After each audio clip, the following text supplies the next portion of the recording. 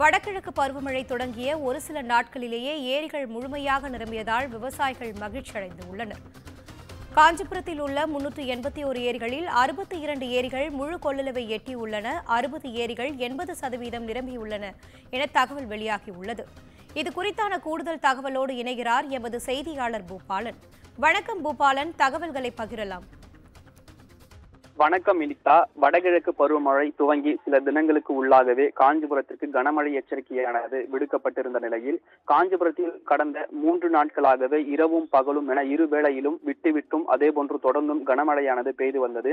இதனால் ஏரிகளிலும் ஆறுகளிலும் மற்ற நீர்நிலைகளிலும் மழைநீரானது நிரம்ப துவங்கியது.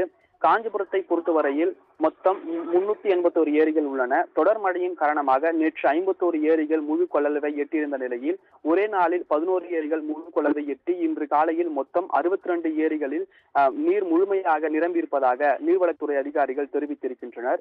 மீதமுள்ள ஏரிகளில் 60 ஏரிகளில் 80%, அதே போன்று 137 ஏரிகளில் 50% நிரம்பியிருப்பதாகவும் 20லிருந்து 50% 109 ஏரிகள் நிரம்பியிருப்பதாகவும் நீர்வளத்துறை அதிகாரிகள் தெரிவித்திருக்கின்றனர்.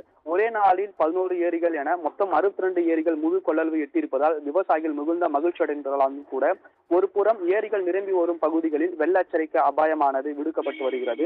மேலும் நீர்வளத்துறை அதிகாரிகள் இன்று காலை 10 மணி வரை காஞ்சிபுரத்திற்கு மழைக்கு வாய்ப்பு இருப்பதாக தெரிவித்ததை முன்வைத்து 80% நிரம்பியிருக்கக்கூடிய 60 ஏரிகள் சீக்கிரமாகவே முழு கொள்ளளவை எட்ட அதிக வாய்ப்பு இருப்பதாக தெரிவித்திருக்கின்றனர். குறிப்பாக பொதுமக்கள் அதாவது மழை பெய்து நீர்நிலைகள் நிரம்பி வரும் பகுதிகளில் புகைப்படம் எடுக்கவோ துணை தூக்கவோ அதே போன்று குளிக்கவோ செல்ல வேண்டாம் என்று பொதுமக்களுக்கு வலியுறுத்தி வருகின்றனர்.